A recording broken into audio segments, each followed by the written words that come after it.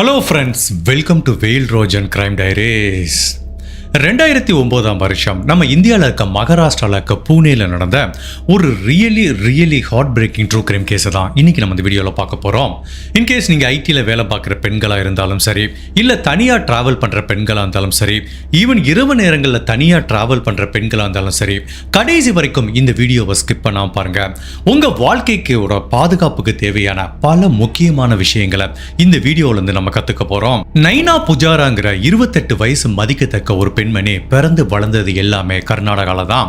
அவங்க அபிஜித் புஜாரிங்கிற ஒரு நபரை திருமணம் பண்ணதுக்கு அப்புறம் வேலை நிமித்தம் காரணமா பூனேக்கு மூவ் ஆகுறாங்க. அங்க இருக்கிற ஒரு சாஃப்ட்வேர் கம்பெனில சாஃப்ட்வேர் இன்ஜினியரா வேலை பார்த்துட்டு இருக்காங்க. அவங்களுக்கு அப்ப ரீசெண்டா தான் திருமணம் நடந்திருக்கு. இந்த நைனா புஜாரியோட ஒர்க்கிங் டைம் எப்படி இருக்குன்னா, மேக்சிமம் சாயங்காலம் 7 மணிக்குள்ள அவங்க ஒர்க் முடிஞ்சிடும். பட் அவங்க வேலை பார்க்குற இடமும் அவங்க வீடும் நெடுந்தூரத்தில் இருக்கிறதுனால இவங்களுக்கு ஆஃபீஸ்ல இருந்தே போக்குவரத்துக்காக கேப் அரேஞ்ச் பண்ணி கொடுத்துருவாங்க. ஸோ டெய்லி இவங்க கேப்ல தான் போயிட்டு வந்துட்டு இருக்காங்க. அக்டோபர் மாதம் 7ஆம் தேதி 2009 வழக்கம் போல இவங்க ஒர்க் முடியுது.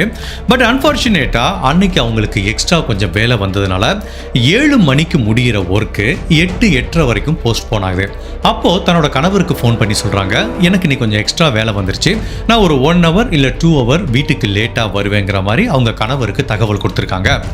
இவங்க எப்பவுமே ரெகுலரா கேப்ல போவாங்க. பட் இன்னைக்கு இவங்களோட ஸ்கெடியூல் படி 1 hour லேட்டா போறதுனால கேப் புக் பண்றாங்க.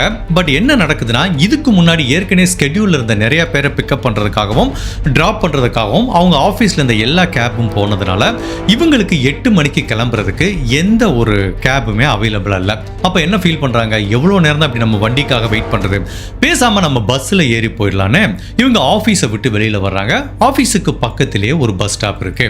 அந்த பஸ் ஸ்டாப்ல பஸ்ஸுக்காக வெயிட் பண்றாங்க. இவங்க பஸ் ஸ்டாப்பை ரீச் பண்ணும்போதே ஒரு 8:30 8:45 ஆகுது. இவங்க கணவர்கிட்ட என்ன சொல்லியிருந்தாங்க, 1 or 2 hours வந்துருவேன்னு சொன்னாங்க. 9:30 ஆகுது, 10:30 ஆகுது, ஈவன் 11 o'clock ஆகுது. தன்னோட மனைவி வீட்டுக்கு வரலன்னு அவங்க கணவருக்கு ஒரு சின்ன பதட்டம் வர ஆரம்பிக்குது. அடுத்து அவங்க மனைவியோட செல்போன்ல கான்டாக்ட் பண்ண முயற்சி பண்றாரு. போனும் நாட் ரீச்சபிளா இருக்கு. இப்படியே இன்னும் சில மணி நேரங்கள் உருண்டோடி போது இந்த அபிஜித்துக்கு பதட்டம் மேலும் மேலும் அதிகமாகுது. தன்னோட ஃப்ரெண்ட்ஸ் அண்ட் குடும்ப உறவுகள் எல்லாத்துக்கும் தகவல் சொல்றாரு. நைனா புஜாரியை தேட ஆரம்பிக்கிறாங்க. உண்மையிலேயே அவங்க எங்க போனாங்கன்னு யாராலையும் கண்டுபிடிக்க முடியல. இப்படியே மிட் நைட் ஆயிருது. அப்ப எல்லாருமே என்ன முடிவு பண்றாங்க, இதுக்கு மேல நம்ம டிலே பண்ண வேணாம், போலீஸ்ல போய் கம்ப்ளைண்ட் கொடுக்கலான்னு போலீஸ்ல ஒரு கம்ப்ளைண்ட் கொடுக்குறாங்க. உடனே போலீஸும் இந்த நைனா புஜாரியை தேட ஆரம்பிக்கிறாங்க. போலீஸ் ஃபர்ஸ்ட் அவங்க விசாரணை எங்க இருந்து ஆரம்பிக்கிறாங்கன்னா, ஈவன் மிட் நைட்டே அவங்க ஆஃபீஸுக்கு போறாங்க. கடைசி அவங்க ஆஃபீஸ்ல இருந்து எத்தனை மணிக்கு கிளம்பி போனாங்க, எப்படி போனாங்கன்னு கூட வேலை பார்க்குற கோவொர்க்கர், அங்க இருக்கிற அட்மின், அதுக்கப்புறம் இந்த கேப் கோஆர்டினேட்டர் எல்லாத்திட்டையும் கேட்கும்போது எல்லாரும் என்ன சொல்றாங்கன்னா, கடைசியா நாங்க அந்த பெண்ணை ஒரு 8:15 மணிக்கு தான் பார்த்தோம். அப்பதான் ஆஃபீஸ்ல இருந்து கிளம்பி போனாங்க. பட் அவங்களுக்கு அப்ப கேப் அவைலபிளா இல்லைங்கிறதுனால ஆஃபீஸுக்கு சொந்தமான எந்த கேப்லுமே அவங்க போல, மேபி ஏதாவது ஒரு பொது போக்குவரத்தை பயன்படுத்தி அவங்க போயிருக்கலாங்கிற மாதிரி தான் ஆஃபீஸ்ல தகவல் சொல்றாங்க. இப்போ போலீஸும் அவங்கள செல்போன்ல கான்டாக்ட் பண்ண முயற்சி பண்றாங்க, ரீச் ஆகல. எவ்வளவு முயற்சி பண்ணியும் கூட, முழு இரவும் போலீஸ் தேடியும் கூட அந்த அக்டோபர் மாதம் 8ஆம் தேதியும் இந்த பெண்ணுக்கு என்ன நிகழ்ந்ததுங்கிறத அவங்களால கண்டுபிடிக்க முடியல. ஸோ இந்த 8ஆம் தேதி இவங்களோட குடும்ப உறவுகளும் தேட ஆரம்பிக்கிறாங்க. எவ்வளவோ முயற்சி பண்ணி தேடுறாங்க. 8ஆம் தேதியும் நடு இரவாயிருது. இவங்களை பத்தி ஒரு சின்ன தகவல் கூட இல்லை. இந்த டயத்தில் அக்டோபர் மாதம் 9ஆம் தேதி 2009 புனே போலீஸ் டிபார்ட்மெண்ட்டுக்கு ஒரு கால் வருது. அந்த காலில் என்ன சொல்றாங்கன்னா, ராஜ் குரு நகர்னு ஒரு ஏரியா இருக்கு. அதாவது இவங்க வீடு எங்க இருக்கோ அங்கிருந்து சில மைல் தொலைவில் அந்த ஏரியா இருக்கு. அதுக்கு பின்னாடி எல்லாமே ஃபாரஸ்ட் ஏரியா, அடர்ந்த காட்டுப்பகுதி. அந்த காட்டுப்பகுதிக்குள்ள முகம் சிதைக்கப்பட்ட நிலையில ஒரு பெண்ணோட சடலத்தை கண்டுபிடிச்சிருக்காங்க. இதை பத்தி இந்த போலீஸ் ஸ்டேஷன் தகவல் சொல்ல விட்டு ஏற்கனவே நைனா புஜாரிங்கிற ஒரு பெண்ணை தேடிட்டு இருக்காங்க. இப்போ அவங்க கணவரை வர சொல்லி அந்த அடர்ந்த காட்டு பகுதிக்கு போறாங்க. என்னதான் அந்த பெண்ணோட முகம் சிதைக்கப்பட்டிருந்தா கூட அந்த பெண்ணை ஓரளவு இவரால் அடையாளம் காண முடியுது. அந்த பெண் கடைசியா போட்டிருந்த ட்ரெஸ் எல்லாத்தையும் வச்சு பார்க்கும்போது சந்தேகமே கிடையாது, அந்த அடர்ந்த காட்டு பகுதிக்குள்ள வச்சு கொலை செய்யப்பட்டது 2 நாளைக்கு முன்னாடி காணாம போன நைனா புஜாரிங்கிறது தெரிய வருது. இவங்களோட மரணம் அவங்க குடும்பத்துல மிகப்பெரிய அதிர்வலையை உண்டு பண்ணுது. அதுவும் இவங்களுக்கு ரீசெண்டா தான் திருமணம் ஆனதுனால அவங்க கணவருக்கு தன்னோட மனைவியோட இழப்பை ஏத்துக்கவே முடியல. இப்ப போலீஸ் அந்த கிரைம் சீனை ஃபுல்லா செக் பண்ணி பார்க்கும்போது ஃபர்ஸ்ட் போலீஸ் கண்டுபிடிக்கிற விஷயம், இவங்க முகம் ஒரு மிகப்பெரிய கல்லை வச்சு சிதைக்கப்பட்டிருக்கு. தட் மீன்ஸ் இவங்க முகத்தை யாருமே யாருமே அடையாளம் கண்டுபிடிக்க கூடாதுங்கிறதுக்காக இவங்களை கொலை பண்ண அந்த கொலைகாரன் இந்த மாதிரி பண்ணியிருக்கலாம்னு முடிவு பண்றாங்க. அதுக்கப்புறம் கிரைம் சீன்ல இவங்களுக்கு சொந்தமான எந்த பொருளும் இல்லை, அவங்களோட போனும் இல்லை, ஹேண்ட்பேக்கும் இல்லை, ஈவன் கடைசியில் இவங்க சில நகைகள் போட்டிருந்தாங்க, அந்த தங்க நகைகளும் மிஸ் ஆகுறதுனால, ஈவன் இவங்க ஒரு பேக்ல டெபிட் கார்டு கிரெடிட் கார்டு வச்சிருக்காங்க, அதுவும் மிஸ் ஆகுறதுனால சந்தேகமே கிடையாது இது ஒரு ராபரிக்காக செய்யப்பட்ட கொலைன்னு போலீஸ் கன்க்ளூட் பண்றாங்க. பட் அப்படி இருந்தாலும் இவங்களோட பிரேத பரிசோதனை அறிக்கை வந்தாதான் உண்மையிலேயே இந்த நைனா புஜாரியோட இறுதி நிமிடங்கள் எப்படி இருந்திருக்கும், அவங்களோட மரணங்கள் எப்படி நிகழ்ந்திருக்குங்கிறத உறுதி செய்ய முடியும். ஸோ இவங்க உடல் பிரேத பரிசோதனைக்கு போது அடுத்த 2-3 நாள்ல பிரேத பரிசோதனை அறிக்கை வரும்போது அது நைனா புஜாரியோட குடும்பத்தை மட்டுமல்ல, ஒட்டுமொத்த பூனே மக்களை மட்டுமல்ல, பூனே போலீஸையே பயங்கரமான அதிர்ச்சிக்குள்ளாக்குச்சு அந்த பிரேத பரிசோதனை அறிக்கை. அப்படி அந்த பிரேத பரிசோதனை அறிக்கையில என்ன சொல்லப்பட்டிருக்குன்னா, நைனா புஜாரிய கழுத்தை நெரிச்சு கொலை பண்ணிருக்காங்க. அது எல்லாத்தையும் தாண்டி இவங்களை கொலை பண்றதுக்கு முன்னாடி அவங்க கிட்ட இவங்களை கொலை பண்ண கொலைகாரன் தவறா நடந்திருக்கான். ஒரு நபர் இல்ல, மொத்தம் ஒரு 4 வெவ்வேறு விதமான ஆண்கள் இவங்க கிட்ட தவறா நடந்ததுக்குரிய பயாலஜிக்கல் மெட்டீரியலை கண்டுபிடிக்கிறாங்க. தட் மீன்ஸ் நைனா புஜாரிய யாரோ 4 பேர் சேர்ந்து கூட்டு பலாத்காரம் பண்ணிருக்காங்க, அதுக்கப்புறம் கழுத்தை நெரிச்சு கொலை பண்ணிருக்காங்க, அதுக்கப்புறம் அவங்களோட உடைமைகள் எல்லாத்தையும் கொள்ளையடிச்சிட்டு போயிருக்காங்கிற ஒரு ஷாக்கிங்கான விஷயத்தை இந்த பிரேத பரிசோதனை அறிக்கை சொல்லுது. உண்மையிலேயே ஆபீஸ்ல இருந்து 8 மணிக்கு கிளம்பின இந்த நைனா புஜாரிங்கிற பெண்மணிக்கு என்ன நிகழ்ந்தது, அவங்க வீட்டுக்கு போறதுக்காக பஸ் ஸ்டாப்ல வெயிட் பண்ணதுக்கு அப்புறம் அவங்க வாழ்க்கையில நடந்த கொடூரமான நிகழ்வு தான் இனிமேல் நம்ம இந்த வீடியோல பார்க்க போறோம்.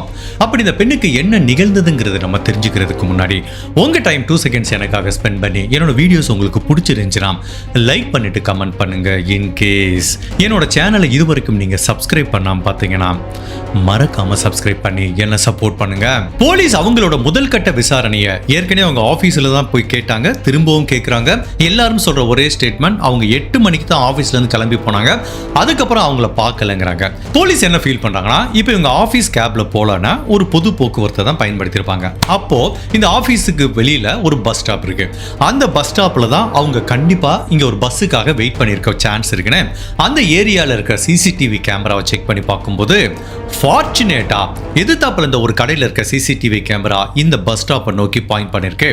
இப்போ இவங்க காணாம போன அந்த 7ஆம் தேதி கரெக்டா நைட்டு 7:30 மணிலேருந்து ஒரு 10:30 வரைக்கும் அங்க இருக்கிற ஃபுட்டேஜ் எல்லாத்தையும் வச்சு பார்க்கும்போது இந்த கேஸ்ல போலீஸுக்கு ஒரு மிக முக்கியமான பிரேக் த்ரூ கிடைக்குது. ஒரு 8:30 இருக்கும், இவங்க பஸ் ஸ்டாப்ல பஸ்ஸுக்காக வெயிட் பண்ணிட்டு இருக்காங்க. சிறிது நேரத்துல ஒயிட் கலர்ல ஒரு கார் வந்து நிக்குது. அந்த காரை தொலைதூரத்துல இருந்து பார்க்கும்போது காருக்குள்ள ஒரு டிரைவர் இருக்காரு, அதுக்கப்புறம் அந்த காரோட பின் சீட்ல 2 நபர்கள் உட்கார்ந்து இருக்கிறத போலீஸ் பாக்குறாங்க. ஸோ அந்த காருக்குள்ள மொத்தம் 3 பேர் இருக்காங்க. ஸோ அந்த நபர் இந்த நைனா புஜாரிய பஸ் ஸ்டாப்ல பார்க்க விட்டு காரை நிப்பாட்டுறாரு. டிரைவிங் சீட்ல உட்கார்ந்த மாதிரியே அந்த பெண் கிட்ட பேசிட்டு இருக்காரு, அந்த பெண்ணும் இந்த டிரைவர் கிட்ட பேசுறாங்க.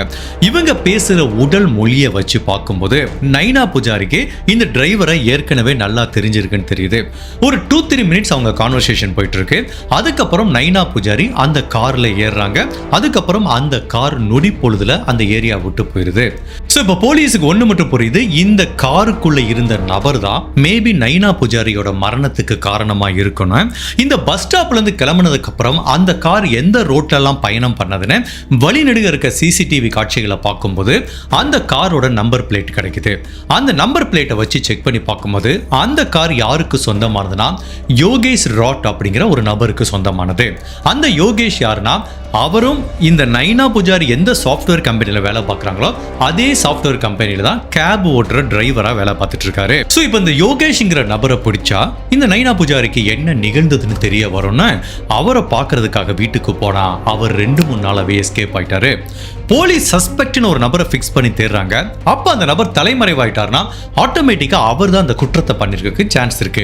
இப்போ இந்த யோகேஷ்ங்கிற நபரை போலீஸ் வலைவீசி தேடிட்டு இருக்கும்போது திடீர்னு இந்த நைனா புஜாரியோட டெபிட் கார்டு ஆக்டிவேட் ஆகுது. தட் மீன்ஸ் அவங்களோட டெபிட் கார்டை பயன்படுத்தி வெவ்வேறு விதமான ஏடிஎம்ல இருந்து 61,000 ரூபாய் வித்ட்ரா பண்ணிருக்காங்க. ஸோ இப்போ போலீஸுக்கு புரியுது அந்த நபர்கள் இவங்களோட ஏடிஎம் கார்டையும் திருடிட்டு போயிட்டு நிறைய ஏடிஎம்ல பணம் வித்ட்ரா பண்ணிட்டு இருக்காங்கன்னு. பட் அப்படி இருந்தாலும் அந்த ஏடிஎம் கண்டுபிடிச்சு போறாங்க, அங்க கேமரா ஒர்க் ஆகல. அன்பார்ச்சுனேட்டா யார் பணம் எடுத்தாங்கிறத போலீஸால கண்டுபிடிக்க முடியல. இந்த டயத்துல யோகேஷ்ங்கிற நபரை வலை வீசி தேடும் போது அக்டோபர் மாசம் 7ஆம் தேதி தான் நைனா புஜாரி கொலை செய்யப்பட்டாங்க. கரெக்டா அவங்க கொலை செய்யப்பட்டு 8 நாள் கழிச்சு அக்டோபர் மாசம் 16ஆம் தேதி யோகேஷ் ராத்ங்கிற இந்த நபரை போலீஸ் அரெஸ்ட் பண்றாங்க. அவர்கிட்ட கேக்குறாங்க, உனக்கும் இந்த பெண்ணுக்கும் என்ன தொடர்பு? இந்த பெண்ணை நீ பார்த்திருக்கியா?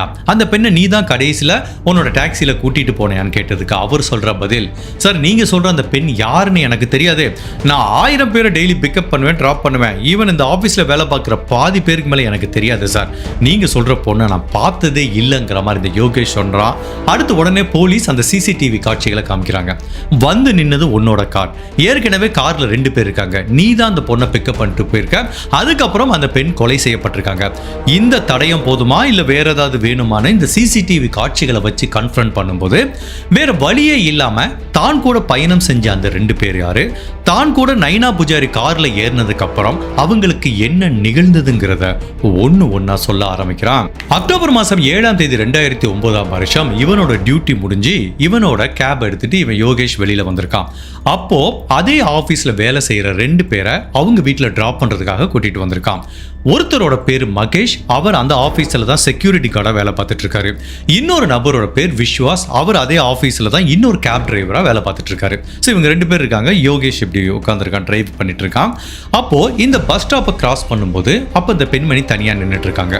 யோகேஷுக்கு நைனா புஜாரியை நல்லாவே தெரியும். பல முறை அவங்கள பிக்கப் பண்ணியிருக்கான், டிராப் பண்ணியிருக்கான்.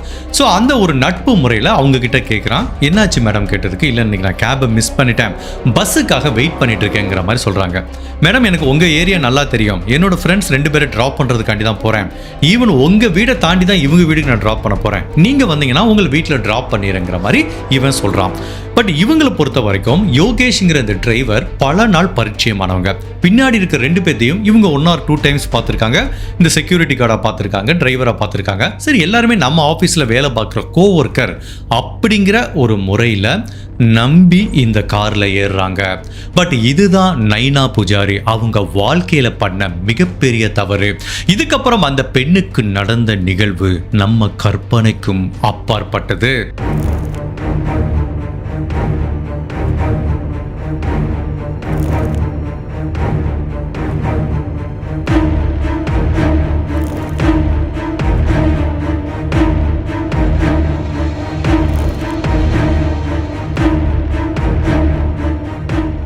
இப்போ நைனா புஜாரி உட்காந்துருக்காங்க. இந்த கார் வந்து அப்படியே டிராவல் ஆக ஆரம்பிக்குது. அப்போ நைனா புஜாரிக்கு நல்லாவே தெரியும் அவங்க வீட்டுக்கு போற ரூட்டு. இப்படியே போயிட்டு இருக்கும்போது திடீர்னு இந்த நபர் யோகேஷ் ஒரு ஷார்ட்கட் ரூட் எடுக்கிறாரு. அப்போ நைனா புஜாரி கேட்குறாங்க, என்னாச்சு யோகேஷ், ஏன் வேற வழியில போறீங்கன்னு கேட்டதுக்கு, இல்லை மேடம் இப்போ ஏற்கனவே ஃப்ரெண்டு 2 பேர் இருக்காங்க, ராஜேஷ்னு இன்னொரு நபரும் இங்கே வெயிட் பண்ணிட்டு இருக்காரு. ஸோ அவர் ஒரு கடைக்கு வந்தாரு, நான் அவரையும் பிக்கப் பண்ணிட்டு உங்க வீடை தாண்டி தான் அவரையும் ட்ராப் பண்ணணும். ஸோ அவரையும் நான் பிக்கப் பண்ணிக்கிறேன் இஃப் யூ டோன்ட் மைண்ட் கேட்டதுக்கு, சரி பரவாயில்லன்னு இவங்க நம்பிடுறாங்க. ஸோ இப்போ வண்டி ஒரு ஷார்ட்கட் ரூட்டை போகுது. கொஞ்ச நேரத்தில் ராஜேஷ்ங்கிற இன்னொரு நபரை பிக்கப் பண்றாங்க. அவரும் இதே ஆபீஸ்ல தான் செக்யூரிட்டி கார்டா வேலை பார்க்குறாரு. அப்ப வரைக்கும் இந்த நைனா புஜாரிக்கு எந்த ஒரு வித்தியாசமும் தெரியல, யார் மேலேயும் எந்த சந்தேகமும் வரல. இப்போ அந்த ராஜேஷ்ங்கிற நபரை பிக்கப் பண்ணதுக்கு அப்புறம் என்ன நடந்திருக்கணும்? கரெக்டாக நைனா புஜாரி எங்கே இருக்காங்களோ அவங்க வீடை நோக்கி தான் அந்த டாக்ஸி பயணம் பண்ணியிருக்கணும். அப்படி இல்லாமல் திரும்பவும் ஒரு வித்தியாசமான ஒரு அடர்ந்த காட்டு பகுதிக்குள்ள மாதிரி அந்த கார் போக விட்டு நைனா புஜாரிக்கு சந்தேகம் வந்துருச்சு. யோகேஷ் நீங்கள் திரும்பவும் ஒரு தப்பான வழியில் போகிறீங்கன்னு கேட்டதுக்கு யோகேஷ் கிட்டேருந்து எந்த பதிலும் வரல. அப்போ நைனா புஜாரிக்கு கொஞ்சம் டென்ஷன் ஆகுது. யோகேஷ் எங்கே கூட்டு போகிறீங்க, தயவு செய்து வண்டியை நிப்பாட்டுங்கிறாங்க. அப்பவும் யோகேஷ் இருந்து எந்த பதிலும் வரல. ஒரு ஸ்டேஜில் நைனா புஜாரி கோவம் வந்து, இப்போ நீங்கள் வண்டியை நிப்பாட்டுங்க, நான் இறங்கிக்கிறேன், இல்லைன்னா நான் கத்தி சத்தம் போட்டு உதவி கேட்பேன், அப்புறம் நீங்க போலீஸ்ல மாட்டிக்கிற மாதிரி ஒரு சான்ஸ் இருக்குன்னு பயங்கர கோபப்பட்டாங்கல்ல. அதுக்கப்புறம் இந்த யோகேஷ் என்ன பண்றான், அந்த காரை ஒரு அடர்ந்த காட்டு பகுதிக்குள்ள மனித நடமாட்டமே இல்லாத ஒரு ஏரியாவுக்கு காரை கூட்டிட்டு போறான். அப்பவே நைனா புஜாரிக்கு தெரிஞ்சு போச்சு இவங்க என்ன பண்ண போறாங்கன்னு. ஃபர்ஸ்ட் இந்த 4 பேர் என்ன பண்றாங்க, அவங்கள காரை விட்டு இறக்குனதுக்கு அப்புறம் கத்தி முனையில அவங்க கிட்ட இருக்க எல்லா பொருட்களையும் அபகரிக்கிறாங்க. அதாவது அவங்க கையில வச்சிருந்த பணம், நகைகள், டெபிட் கார்டு, கிரெடிட் கார்டு எல்லாத்தையும் எடுத்துட்டு அவங்கள மிரட்டி அந்த டெபிட் கார்டோட பின் நம்பரையும் வாங்கிக்கிறாங்க. அதுக்கப்புறம் இந்த 4 மனித மிருகங்களும் ஒவ்வொருத்தரா அந்த பெண் கிட்ட தவறா நடக்கிறாங்க. அந்த பெண் ஒரு டயத்துல கத்தி கூச்சலிடுறாங்க, ஒரு டயத்துல கோபப்படுறாங்க, ஆத்திரப்படுறாங்க, ஒரு டயத்துல காலில் விழுந்து கெஞ்சுறாங்க, தயவு செய்து என்ன விட்டுருங்கன்னு சொல்லிட்டு. பட் இந்த 4 பேருக்கும் காம வெறி தலைக்கு ஏறினதுனால அந்த பெண்ணோட கதறலும் கூச்சலும் இவங்களோட செவியில வந்து விழுகாம அந்த 4 பேரும் சேர்ந்து மாறி மாறி நைனா பூஜாரிங்கிற இந்த பெண் கிட்ட தவறா நடக்கிறாங்க. இந்த 4 பேரும் அவங்க வேலையை முடிச்சதுக்கு அப்புறம் இப்போ இந்த பெண்ணை என்ன பண்ணலாம், திரும்ப கொண்டு விட்டோம்னா என்ன பண்ணுவாங்க, நேரா போலீஸ் ஸ்டேஷன் தான் போவாங்க, நம்ம ஜெயிலுக்கு போற மாதிரி இருக்கும். அதனால இந்த பெண்ணை கொலை பண்ணலான்னு 4 பேர் முடிவுக்கு வந்து நைனா பூஜாரி கையில ஒரு கர்ச்சீப் வச்சிருப்பாங்க, அதை வச்சு அவங்களோட கழுத்தை நெரிச்சு கொலை பண்றாங்க. அதுக்கப்புறம் அந்த உடலை அதே காட்டுப்பகுதிக்குள்ள தூக்கி போட்டு 4 பேரும் ஒண்ணுமே தெரியாத மாதிரி அந்த இடத்தை விட்டு எஸ்கேப் ஆயிடுறாங்க. ஐடில வேலை பார்க்குற ஒரு பொண்ணு இந்த மாதிரி ஒரு ஆபீஸ் கேப்ல போன பொண்ணுக்கு இந்த மாதிரி நடந்த நிகழ்வு புனே மக்கள் கிட்ட ஒரு மிகப்பெரிய அதிர்வலையை உண்டு பண்ணுது. இந்த உலகத்துல பெண்களுக்கு சேஃபே இல்லையா, நம்ம நாட்டில் எப்பதான் பெண்களுக்கு பாதுகாப்பு கிடைக்க போகுதுன்னு மக்கள் பல இடங்கள்ல போராட்டம் பண்றாங்க. இப்ப போலீஸுக்கு பயங்கர அழுத்தம் வந்து இந்த 4 பேரையும் உடனே அரெஸ்ட் பண்றாங்க. அப்படி அரெஸ்ட் பண்ண விட்டு இவங்க 4 பேர் மேலேயும் 4 விதமான வழக்குகள் பதிவு செய்யப்படுது. ஃபர்ஸ்ட் ஆஃப் ஆல் இவங்க விருப்பம் இல்லாம இவங்களை கடத்திட்டு போனது, அந்த பெண் கிட்ட தவறா நடந்தது, அந்த பெண்ணோட உடைமைகளை அவங்க கிட்ட இருந்து கொள்ளையடிச்ச ராபரி வழக்கு, அதுக்கப்புறம் அந்த பெண்ணை கொலை பண்ண வழக்குன்னு 4 விதமான வழக்குகள் இவங்க மேல பதியப்படுது. இந்த கேஸை பொறுத்த வரைக்கும் இந்த 4 பேர் மேலேயும் நல்ல ஸ்ட்ராங்கான ஆதாரம் இருக்கு. அப்படி இருந்தாலும் இந்த 4 பேர்ல ஒருத்தன் அந்த ராஜேஷ்ங்கிறவன், அதாவது கடைசியா இவங்களோட அந்த கேப்ல ஏறினவன் ஒரு செக்யூரிட்டி கார்டு, அவன் என்ன சொல்றான், போலீஸ் கிட்ட நான் அப்ரூவரா மாறிடுறேன் சார், நடந்த எல்லாத்தையும் உங்ககிட்ட சொல்லிடுறேன், நீங்க இந்த 3 பேத்துக்கும் தண்டனை வாங்கி தர்றதுக்கு நான் உறுதிமொழி தர்றேன், நீங்க என்ன சொல்றீங்களோ சொல்லிடுறேன், கோர்ட்ல வந்து இவங்க 3 பேருக்கும் எதிரா நான் சாட்சி சொல்றேன்னு சொல்லிட்டு இப்போ போலீஸ் இந்த ராஜேஷ்ங்கிற நபரை அப்ரூவரா எடுத்துக்கிறாங்க. ஸோ அதனால ஒரு சார்ஜ் ஷீட் ரெடி பண்ணி மீதம் இருக்கிற 3 பேர் மேலேயும் வழக்கு பதிவு செஞ்சு இந்த ராஜேஷரை அப்ரூவரா மாத்தி இந்த வழக்கோட விசாரணை புனே நீதிமன்றத்துக்கு போகுது. நம்ம எல்லாத்துக்குமே தெரியும், ஒரு கொலை வழக்கு நீதிமன்றத்துக்கு விசாரணைக்கு போதுனா பல மாதங்கள் ஆகலாம், ஏன் பல வருடங்கள் கூட ஆகலாம். ஸோ இந்த கேஸை பொறுத்த வரைக்கும் இனிஷியலா 2-3 விசாரணை நடந்துட்டு இருக்கும் போது ஸோ இப்போ இந்த 3 பேரும் ஜெயிலில் அடைச்சிடறாங்க. ஒருத்தன் அப்ரூவரா மாறி இருக்கான், அவனும் ஜெயிலில் தான் இருக்கான். இதுல முதன்மை குற்றவாளியா கருதப்படுறது யாரு, யோகேஷ்ங்கிற அந்த நபர். அப்போ அவன் ஜெயிலில் இருக்கும்போது ஒரு நாள் அத்தாரிட்டிஸ் கிட்ட என்ன சொல்றான், சார் எனக்கு உடம்புலாம் கடுமையான அரிப்பு ஏற்படுது அப்படின்னு சொல்றான். ஸோ போலீஸும் அவனை ஜெயில் ஹாஸ்பிட்டல் கூட்டிட்டு போறாங்க. அங்க வச்சு சரியான சிகிச்சை இல்லைங்கிறதுனால பக்கத்தில் இருக்க இன்னொரு அரசு மருத்துவமனைக்கு அவனை கூட்டிட்டு போறாங்க. அந்த அரசு மருத்துவமனையில் அவன் ட்ரீட்மெண்ட் எடுத்துட்டு இருக்கும்போது அங்க இருக்க போலீஸ் ஆஃபீஸர் கிட்ட, சார் நான் பாத்ரூம் போகணும்னு சொல்லவன் எப்படியோ போலீஸை ஏமாத்திட்டு தப்பிச்சிடறான். ஸோ நேராக தன்னோட சகோதரரை போய் பார்க்குறான், அவர்கிட்ட பணம் வாங்கிட்டு இந்த பூனேவை விட்டு ஓடி போயிடறான். போலீஸும் அவனை வலை வீசி தேட ஆரம்பிக்கிறாங்க. So first of all Chandigarh போறான், அதுக்கப்புறம் டெல்லி போறான், பல இடங்கள்ல சுத்திட்டு இருக்கான்.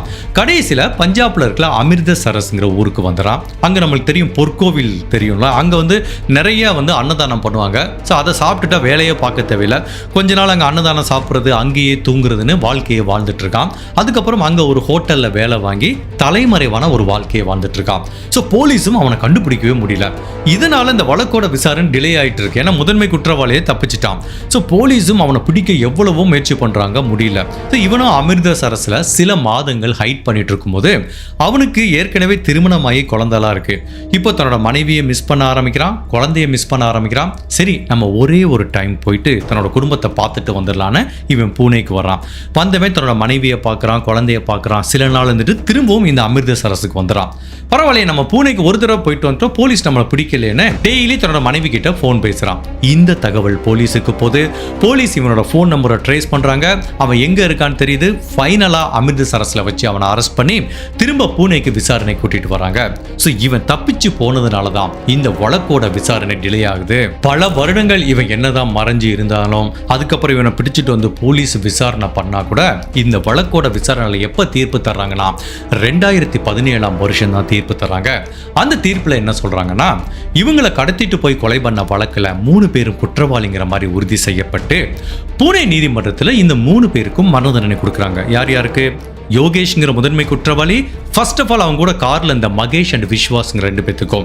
பட் இதுல 2வது கார்ல ஏறி அப்ரூவரா மாறின அந்த ராஜேஷ்ங்கிற நபரை இவர் தான் அப்ரூவர் ஆயிட்டார்ல, அதனால இவருக்கு தண்டனை கிடையாதுன்னு ஈவன் குறைவான தண்டனை கூட கொடுக்காம அவரை ரிலீஸ் பண்ணிடுறாங்க.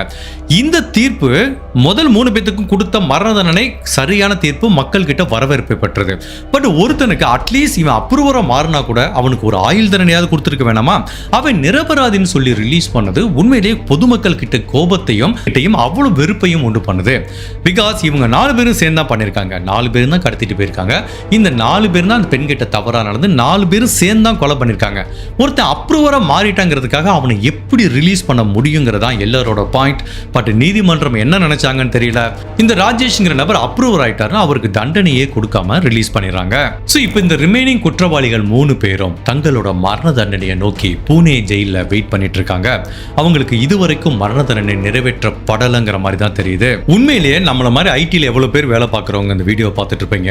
நம்ம ரெகுலரா ஆஃபீஸுக்கு போயிட்டு ஒரு நம்பி ஆஃபீஸ் கேப்ல போன ஒரு பொண்ணுக்கு நடந்த நிகழ்வு இப்படிலாம் நடக்கும்னு நம்ம அந்த பொண்ணு ஒரு நாளாவது நினைச்சு பார்த்துருப்பாங்களா? அந்த யோகேஷ்ங்கிற நபர் எவ்வளவு நாள் அவங்கள பிக்கப் பண்ணி டிராப் பண்ணிருப்பான். அவனை நம்பி தான் அந்த கார்ல ஏறினாங்க.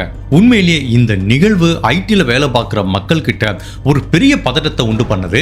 இதே மாதிரி நிகழ்வு பல இடங்கள்ல பல சிட்டியில் நடக்குது, சென்னையில் கூட நடந்திருக்கு. ஈவன் இதுக்கப்புறம் நான் வேலை பார்த்த டைத்திலே என்ன பண்ணுவாங்க அப்படின்னா, இந்த மாதிரி லேடிஸ்லாம் ஆஃபீஸ் முடிஞ்சு வீட்டுக்கு லேட்டாக போகும்போது அவங்களுக்கு கேப் கொடுப்பாங்கல்ல, அப்போ என்ன பண்ணுவாங்கன்னா இந்த மாதிரி லேடிஸ் எல்லாத்தையுமே ஒரு கேப்ல வந்து கிளப் பண்ணிட்டு ஆஃபீஸில் இருக்கிற ஒரு நம்பர் தகுந்தமான ஒரு செக்யூரிட்டி கார்டை கூட அனுப்புவாங்க. இந்த 5 பேரும் கரெக்டாக வீட்டில் இறங்குறாங்களான்னு பார்ப்பாங்க. இறங்கி வீட்டுக்குள்ள போய் அவங்க வீட்டுக்குள்ள போனதுக்கு அப்புறம் தான் அந்த கேபையே மூவ் பண்ணுவாங்க. இது கொஞ்ச நாள் நடந்துட்டு இருந்துச்சு. பட் எப்பயாவது ஒரு இன்சிடென்ட் நடக்கும், உடனே எல்லாருமே சுதாரிச்சு இந்த மாதிரி பண்ணுவோம், அப்புறம் அப்படியே ஃப்ரீயா விட்டுருவாங்க. என்னப்பா அதுக்கான ஒவ்வொரு கேப்லயும் ஒரு செக்யூரிட்டி கார்டை அனுப்பிச்சிட்டா இருக்க முடியும், அப்படியே மறந்துடுவாங்க. அப்புறம் திரும்ப என்னைக்காவது ஒரு நாள் நடக்கும், அப்புறம் இப்படி ஏதாவது ஒரு ஆக்ஷன் எடுப்பாங்க. பட் இப்போ ஆஃபீஸ்லேயே நிறைய அந்த மாதிரி லேடி எம்ப்ளாய்க்காக நிறைய சேஃப்டி வசதி பண்ணி தராங்க. அவங்களுக்காக நிறைய ஆப் வைக்கிறது, அவங்க வீட்டுக்கு போய் சேர்ந்துட்டாங்களாங்கிற மாதிரி தகவல் ஆட்டோமேட்டிக்காக அவங்க ஒரு எஸ்எம்எஸ் பண்ணுற மாதிரி, அந்த மாதிரி அவங்களோட பாதுகாப்பை உறுதிப்படுத்துறதுக்கு ஆஃபீஸ்லேருந்து நிறைய விஷயங்கள் பண்ணுறாங்க. இது ஆஃபீஸ்லேருந்து பண்ணுறாங்க. பட் அப்படி இருந்தாலும் நம்ம ஆஃபீஸையும் நம்ப முடியாது, கூட வர கேப் டிரைவரையும் நம்ப முடியாது. நம்ம தான் நம்மளை பாதுகாத்துக்க முடியும். எப்போ பார்த்தாலும் நம்ம ஹஸ்பண்டோ இல்லை பிரதரோ யாராவது நம்மளை கொண்டு போய் ஆஃபீஸ்லேருந்து பிக்கப் பண்ணி ட்ராப் பண்ணிட்டு வந்துட்டு இருக்க முடியுமா?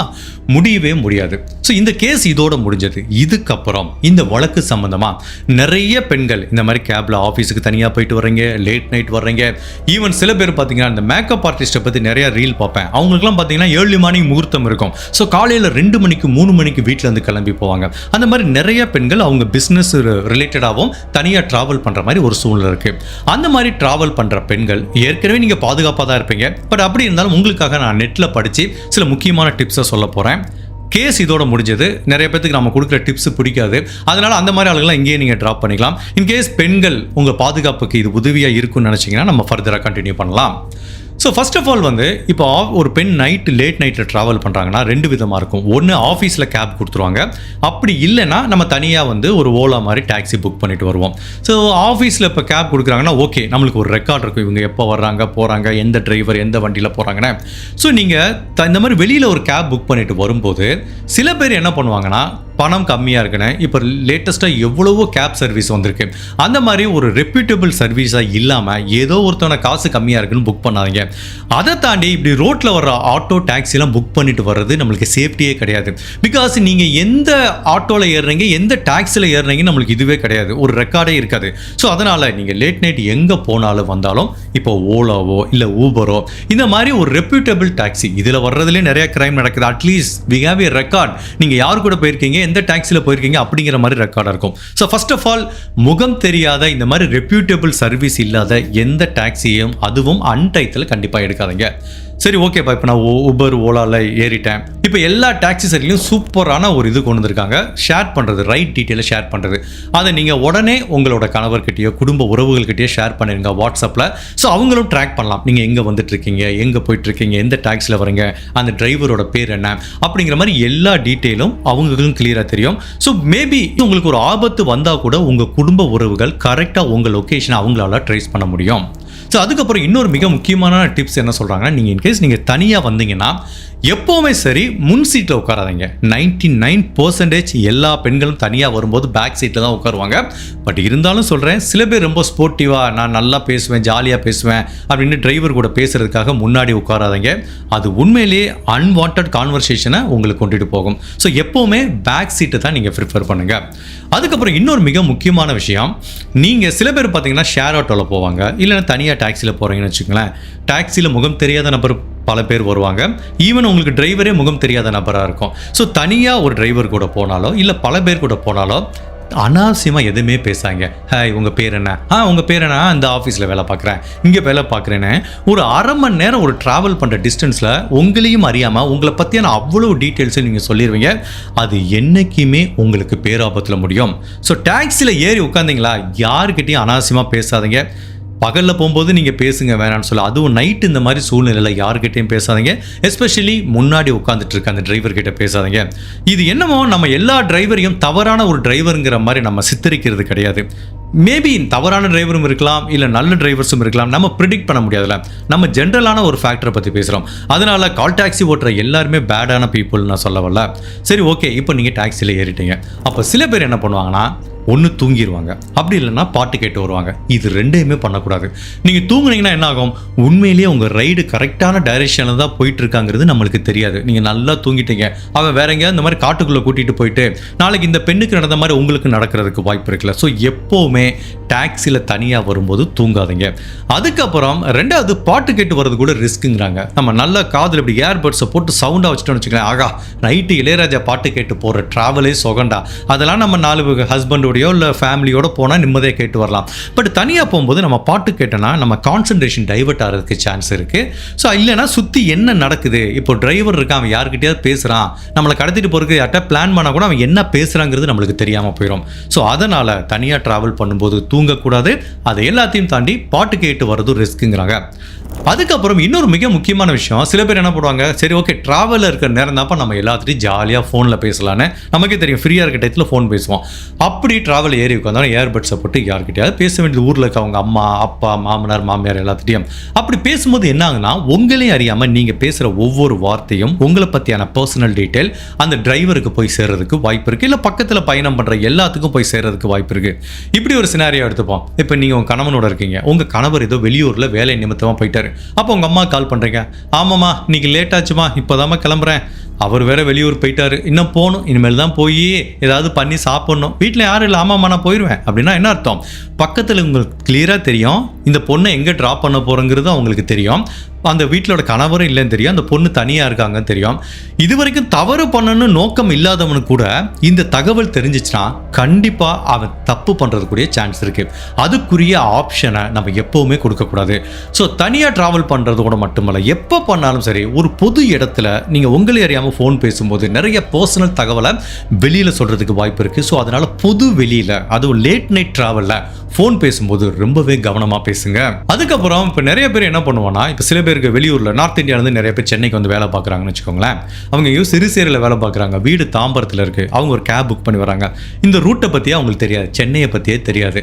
அதனால் டிரைவர் எந்த ரூட்டில் போகிறாரோ அதை நம்பி தான் அவங்க போவாங்க. ஸோ இந்த மாதிரி லேட் நைட்டில் ஒரு டிரைவரை நம்பி நீங்கள் வரும்போது அந்த ரூட் சரியான ரூட்டில் தான் அதை பயணம் பண்ணுறாருங்கிறத நீங்கள் டபுள் செக் பண்ணிக்கோங்க. டிரைவர் ஒரு மேப் போட்டு போவார், அதை பற்றி நீங்கள் ஒரி பண்ணிக்காங்க. நீங்கள் கிளம்புறதுலேருந்து உங்கள் வீட்டுக்கு ஒரு கூகுள் மேப்பை போடுங்க, நீங்களும் மேப்பை செக் பண்ணிட்டே வாங்க. அப்போ தான் இந்த கேப் உண்மையிலேயே சரியான பாதையில் பயணம் செய்தான்னு உங்களுக்கு தெரியும். இன்கேஸ் வேறு ரூட்டில் போனால் நீங்கள் அலர்ட் ஆகிறதுக்கு சான்ஸ் இருக்குது. So just to make sure Google மேப்பை ரொம்ப கிளவராக பயன்படுத்துங்க. அதையும் தாண்டி இப்போ நீங்கள் ஏறி உட்காந்துட்டீங்க, அந்த டிரைவர் மேலே சந்தேகம் இருக்குது, நம்மளை ஏதாவது பண்ணிடுவானோ அப்படின்னா கூட ஜஸ்ட் நீங்கள் ஒரு கால் பேசுகிற மாதிரி ப்ரிட்டெண்ட் பண்ணிவிட்டு உங்கள் ஹஸ்பண்ட் கிட்டே பேசுகிற மாதிரி சும்மா ஜஸ்ட் ஏமாத்துங்க. சொல்லுங்கள் இப்போ தான் வந்துட்டு இருக்கேங்க, இங்கே வந்துட்டேன், இந்த இடத்துல வந்துட்டேன், இன்னொரு 10 நிமிஷம் வந்துடுவேங்கிற மாதிரி ஒரு அப்டேட் கொடுத்துட்டே இருந்தோம்னா ஓகே, இவங்க லொக்கேஷனை இன்னொருத்தவங்க ஷேர் பண்ணிகிட்டே இருக்காங்க, ஒருத்தவங்க வெயிட் பண்ணிட்டு இருக்காங்க.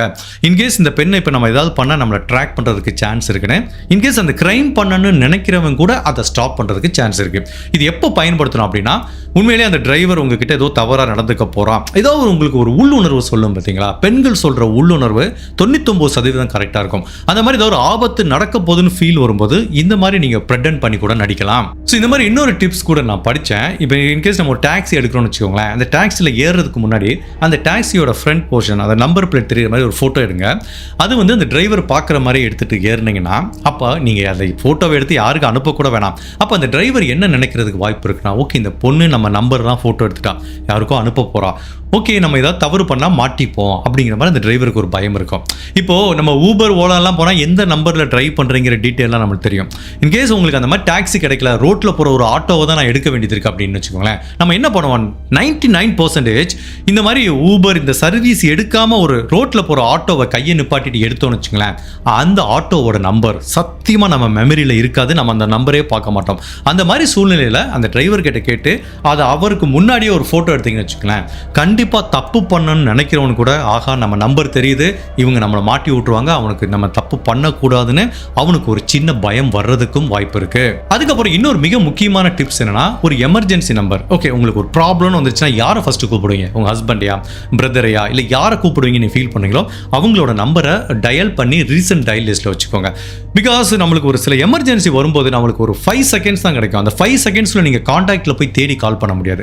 ஸோ அந்த மாதிரி ஒரு எமர்ஜென்சி நம்பர் ரீசன்ட் டயலில் வச்சுக்கிட்டிங்கன்னா என்றைக்குமே அது வந்து உங்களுக்கு ரொம்ப ஹெல்ப்ஃபுல்லாக இருக்கும். அதே மாதிரி இன்னொரு விஷயம் என்னென்னா, இப்போ நிறைய பெண்கள் நான் பார்த்துருக்கேன் ஆர்கியூ பண்ணுவாங்க. அதாவது என்னப்பா இது இந்த சவாரிக்கு இவ்வளோ காசு அதிகமாக கேட்குற அப்படி மாதிரி ஏதோ ஒரு ஆர்கியூ வரும். இல்லை சில டிரைவர்ஸ் அப்ராப்ரியேட்டாக பார்க்குறான்னு வச்சுக்கோங்களேன். இப்போ சில பேர் ட்ரைவ் பண்ணிட்டு இருப்பான், கண்ணாடி வழியாக அந்த பொண்ணை பார்த்துட்டே இருக்கான்னு வச்சுக்கோங்களேன். சில பெண்கள் என்ன பண்ணுவாங்கன்னா அவங்க ட்ரெஸ்ஸை அட்ஜஸ்ட் பண்ணிட்டு அவங்கள பார்த்துப்பாங்க. சில பெண்கள் என்ன பண்ணுவாங்கன்னா, என்னடா பார்க்குற, என்ன வேணும் அப்படிங்கிற மாதிரிலாம் கேட்பாங்க. ஸோ ஜென்ரலாக இந்த மாதிரி லேட் நைட்டில் நீங்கள் தனியாக போகிறீங்கன்னா ஒருத்தர் உங்களை தவறான பார்வையில் பார்த்தா கூட நீங்கள் உங்களை காப்பாற்றிக்கோங்க, உங்கள் ட்ரெஸ்ஸை அட்ஜஸ்ட் பண்ணிக்கோங்க. தயவுசெய்து இந்த மாதிரி ஆர்கியூமெண்ட்டில் ஈடுபடாதீங்க. பணத்துக்காக ஆர்கியூமெண்ட் பண்ணாதீங்க, வேறு எந்த காரணத்துக்காண்டி ஆர்கியூமெண்ட் பண்ணாதீங்க. பிகாஸ் அவன் உண்மையிலே எந்த மூடில் இருப்பான்னு தெரியாது. நீங்கள் பண்ணுற ஆர்கியூமெண்ட் வந்து அவனுக்கு கோபத்தை ஏற்படுத்தலாம். அப்படி கோபமாக ஏற்படும் போது என்ன ஆகும்னா, அவன் சில பேர் அதை ஈஸியாக எடுத்துகிட்டு போயிடுவாங்க, சில பேர் அதை பழிவாங்கன்னு நினைப்பான். அப்போவே உங்களை ஏதாவது பண்ணுறதுக்கும் வாய்ப்பு இருக்குது. இல்லை உங்களை இறக்கி விட்றப்ப உங்கள் வீட்டை அட்ரஸை பார்த்துட்டு உங்களை நிறைய ஸ்டாக் பண்ணுறதுக்கும் சான்ஸ் இருக்குது. ஸோ இது நைட்டு மட்டுமல்ல, நான் எல்லாத்துக்கும் ஜென்ரலாக சொல்கிற அட்வைஸ் என்னென்னா, இந்த கேப் டிரைவர் யாரு கூடயும் ஆர்கியூ பண்ணாதீங்க, எவன் கூடயும் பிரச்சனை பண்ணாதீங்க. பிகாஸ் உங்கள் வீடு அவங்களுக்கு தெரியும். சில பேர் ஈஸியாக விட்டுருவான். நான் நிறைய கேஸ் கேள்விப்பட்டிருக்கேன். இந்த மாதிரி சண்டை போட்டு போன அவ்வளோ பெண்களை ஸ்டாக் பண்ண டிரைவரை பற்றி அவ்வளோ கேஸ் கேள்விப்பட்டிருக்கேன். So make sure don't fight with any one. So இது எல்லாத்தையும் தாண்டி நான் சொல்ல போகிற விஷயம் சில பேருக்கு ஹர்ட்டிங்காக இருக்கலாம். என்ன பிரதர், எங்களுக்கு பிடிச்ச மாதிரி ட்ரெஸ் பண்ணுறதுக்கு எங்களுக்கு உரிமை இல்லையா? ஆப்வியஸ்லி உரிமை இருக்குது. பட் என்னன்னா, நம்ம போடுற சில அப்ராப்ரியேட் ட்ரெஸ், சில பேர் டைட்டாக ஒரு டிஷர்ட் போட்டிருக்காங்கன்னு வச்சுக்கோங்களேன். இது நீங்கள் ஒரு ஃப்ரைடே ஆஃபீஸுக்கு போகிறீங்க, கேஷுவல் ட்ரெஸ் போட்டிருக்கீங்க, பகலில் உங்கள் கணவர் கூட போகிறீங்களோ ஃப்ரெண்டு கூட ஈவினிங் போயிட்டா பரவாயில்ல. பட் ஒரு சினாரியோ திங்க் பண்ணி பாருங்கள், நைட்டு 11 மணிக்கு நீங்கள் கொஞ்சம் அப்ராப்ரியேட்டாக ஒரு ட்ரெஸ் போட்டிருக்கீங்க, டாக்ஸியில் தனியாக ஏறுறீங்க. பட் அந்த மாதிரி ட்ரெஸ்ஸு கூட அந்த பார்க்குற டிரைவருக்கோ இல்லை கூட வந்தவங்களுக்கோ ஒரு விஷயத்தை தூண்டி அவங்களுக்கு வந்து தவறு செய்யணும் அப்படிங்கிற எண்ணத்தை தூண்டுறதுக்கு வாய்ப்பு இருக்குது. அதுக்காக பெண்கள் இப்படி ட்ரெஸ்ஸு போடணும், ஆண்கள் பார்க்குறது தான் தப்பு, ஏன் ஆண்கள் உங்கள் பார்வை சரியில்லையா, அந்த கான்வர்சேஷனுக்குள்ளே நான் போக வரல. நான் வந்து இவங்க போடுற ட்ரெஸ்ஸையும் இந்த சுச்சுவேஷனையும் வச்சு பார்க்குறேன். அப்போ நம்ம என்ன பண்ணணும்? ஸோ அந்த மாதிரி ட்ரெஸ்ஸு போட்டு வரும்போது அதுக்கு தகுந்த மாதிரி சில ஆடைகளையோ இல்லை துப்பட்டா போட்டோ கொஞ்சம் மறைச்சிட்டு போனீங்கன்னா பார்க்குறவங்களுக்கு இந்த மாதிரி தவறான எண்ணம் வராமல் இருக்கிறதுக்கு வாய்ப்பு இருக்குது. பகலில் ஓகே, நான் சொல்கிறது நைட்டு தனியாக போகும்போது எல்லா ஆண்களும் தவறாக பார்க்க மாட்டாங்க, அதே டயத்தில் எல்லா ஆண்களுமே சரியாகவும் பார்க்க மாட்டாங்க. அதுக்கப்புறம் ஓகே, இது எல்லாமே நம்ம பாதுகாப்புற முறைகள். இதை தாண்டி சில தற்காப்புக்காக நான் நிறைய டைம் இதில் கூட சொல்லியிருக்கேன், பெப்பர் ஸ்ப்ரே எப்போவுமே கையில் வச்சுக்கோங்க. இன்னொன்று பெப்பர் ஜெல்லுன்னு ஒன்று இருக்குது, இதை கூட வச்சுக்கோங்க. பெப்பர் ஸ்ப்ரே பார்த்தீங்கன்னா இப்படி கொஞ்சம் தூரமாக இருந்து ஸ்ப்ரே பண்ணும்போது போகும். பட் அது என்ன ஆகும்னா டார்கெட்டை விட்டு ஸ்ப்ரெட் பண்ணி போகும். பட் இப்போ ஒருத்தன் பக்கத்தில் இருக்கான்னு வச்சுக்கோங்களேன், அப்போ இந்த பெப்பர் ஜெல் அடிச்சிங்கன்னு வச்சுக்கோங்களேன், அவன் முகத்தில் போய் டக்குன்னு கண்ணில் ஒட்டிக்கிச்சுன்னா ஒன்றுமே பண்ண முடியாது. பெப்பர் ஸ்ப்ரேனா கூட இப்படி தொடச்சிட்டா அது போகிறதுக்கு சான்ஸ் இருக்குது. இந்த பெப்பர் ஜெல்லுன்னு ஒன்று இருக்கும், அடித்தோன்னு வச்சுக்கோங்களேன், அவன் கண்ணை திறக்கிறதுக்குள்ளே ஈஸியாக நீங்கள் எஸ்கேப் ஆகலாம். பட் இன்கேஸ் அது தேவைன்னா வாங்கி வச்சுக்கோங்க, லைஃப்பில் என்னைக்காவது ஒரு நாள் உங்களுக்கு வந்து ஹெல்ப்ஃபுல்லாக இருக்கலாம். இது எல்லாத்தையும் தாண்டி கொஞ்சம் விலை உயர்ந்த நகைகளை தனியாக ட்ராவல் பண்ணும்போது கண்டிப்பாக போடாதீங்க. எல்லா ஆண்களுமே தவறான விஷயத்துக்காண்டி கொலை பண்ண மாட்டாங்க, நகைக்காண்டியும் உங்களை கொலை பண்ணுறதுக்கும் உங்களை கடத்திட்டு போகிறதுக்கும் சான்ஸ் இருக்குது. இது எல்லாத்தையும் தாண்டி ஃபைனலாக ஒரு முக்கியமான விஷயம் நான் சொல்ல போகிறேன். இது பெண்களாக இருந்தாலும் சரி, குழந்தைகளாக இருந்தாலும் சரி, உங்கள் வீட்டு குழந்தைகளுக்கும் சொல்லிக் கொடுங்க. இதை நான் என்னோட பழைய வீடியோஸில் நான் சொல்லியிருக்கேன். Shout for help. அதாவது ஒருத்தவங்க நம்மளை கடத்திட்டு போகிறாங்க நம்மளுக்கு தெரியுதுன்னு வச்சுக்கோங்களேன், அப்போ நிறைய பேர் என்ன பண்ணுவோம், பயத்தில் உறைஞ்சிருவோம், நம்மளுக்கு என்ன மாதிரி பிஹேவ் பண்ணுறதே தெரியாது. அப்போ என்ன பண்ணோன்னா, அவன் கடத்துறான் பார்த்தீங்களா, ஸ்டார்டிங் நம்ம எப்போ கடத்தப்படுறோம் அப்படின்னு ஃபீல் பண்ணுறோம் பார்த்தீங்களா, அடுத்த 5 செகண்ட் வந்து ரொம்ப ரொம்ப முக்கியமானது. அந்த 5 செகண்ட் தான் உங்கள் உயிரை காப்பாற்ற முடியும். எப்படி காப்பாற்றனா, சத்தம் போட்டு உதவி கேட்கணும். என்னை காப்பாற்றுங்கன்னு பக்கத்தில் இருக்க எவ்வளோ உங்களால் உங்கள் தொண்டையிலேருந்து எவ்வளோ சத்தம் வர முடியுமோ அவ்வளோ தூரம் நீங்கள் சத்தம் போட்டிங்கன்னா இவன் பேனிக் ஆயிடுவான். சுற்றி இருக்க நிறைய பேர் வந்தாங்கன்னா மாட்டி போகணும், உங்களை விட்டுட்டு போகிறதுக்கு நிறைய சான்ஸ் இருக்குது. இது குழந்தைகளானாலும் சரி, பெரியவங்களானாலும் சரி. பிகாஸ் சில குழந்தைகள்லாம் ரொம்ப பயந்துருவாங்க, கடத்திட்டு போனால் பேசாமல் அவங்க கூடவே போயிடுவாங்க. இதை பற்றி என்னோட பழைய வீடியோவில் சொல்லியிருக்கேன். இதை உங்கள் குழந்தைகளுக்கெல்லாம் சொல்லிக் கொடுங்கன்னு. ஒரு குழந்தையோட பேரண்ட் எனக்கு வந்து தனியாக மெசேஜ் அனுப்பிச்சிருந்தார். அவர் என்ன சொன்னார்னா, பிரதர் நீங்கள் சொன்னதை என்னோட குழந்தைக்கு சொல்லிக் கொடுத்தேன், நினச்சேன். என்னோட குழந்தை தனியாக போகும்போது இந்த மாதிரி ஒரு சூழ்நிலை வந்துச்சு. ஒருத்தன் கையை பிடிச்சி ஆட்டோவில் ஏற்றும் போது என்னோட குழந்தை கத்தி உதவி கட்டுச்சு. அப்போ பக்கத்தில் இருக்கவங்களாம் வர விட்டு அவன் பயந்துட்டு போயிட்டான். உண்மையிலேயே நீங்கள் சொன்ன அந்த விஷயத்தை என் குழந்தைக்கு சொல்லி கொடுத்தது என்னோட குழந்தையோட வாழ்க்கையை காப்பாத்துச்சு அப்படிங்கிற மாதிரி அவர் சொல்லும்போது எனக்கு உண்மையிலேயே சாட்டிஸ்ஃபைடாக இருக்குது. அட்லீஸ்ட் நம்ம சொல்கிற நல்ல விஷயம் சில பேரையாவது போய் ரீச் ஆகுறேன். ஸோ நீங்கள் இது வரைக்கும் சொன்ன எல்லா டிப்ஸையும் கூட விட்டுருங்க. இந்த கடத்திட்டு போகும்போது நம்ம சத்தம் போட்டு உதவி கேட்குறோம் பார்த்தீங்களா, அது ரொம்ப ரொம்ப முக்கியமானது. அதை உங்கள் குழந்தைகள்கிட்ட மறக்காமல் சொல்லிக் கொடுங்க. ஹோப்ஃபுல்லி நான் சொன்ன இந்த சின்ன சின்ன டிப்ஸ் நம்ம லைஃப்பில் எப்பயாவது ஒரு இடத்துல எங்கேயாவது ஒரு இடத்துல கண்டிப்பாக பயனுள்ளதாக இருக்கும். நீங்கள் இந்த மாதிரி இதெல்லாம் மனசில் வச்சுக்கோங்க. என்னைக்காவது ஒரு நாள் இந்த சூழ்நிலையை நீங்கள் கிராஸ் பண்ணி வருவீங்க. நம்ம எப்போவுமே எனக்கு இதெல்லாம் வராதுன்னு சொல்ல முடியாது. என்னைக்காவது ஒரு நாள் நம்ம தனியாக மாட்டுவோம்ல, அப்போது நான் சொன்ன இந்த 13 டிப்ஸும் உங்கள் மனசுக்குள்ளே வரணும். அப்படி வந்துச்சுன்னா கண்டிப்பாக அப்போ அது உங்களுக்கு பயனுள்ளதாக இருக்கும். ஸோ இந்த நைனாங்கிற பெண்ணோட கேஸை பற்றி நீங்கள் என்ன நினைக்கிறீங்க? உங்களோட கருத்தை மறக்காமல் இந்த வீடியோவில் பதிவு பண்ணுங்கள். இந்த மாதிரி அனதர் கேஸில் உங்களை சந்திக்கிறேன். Till then, stay safe, take care, bye.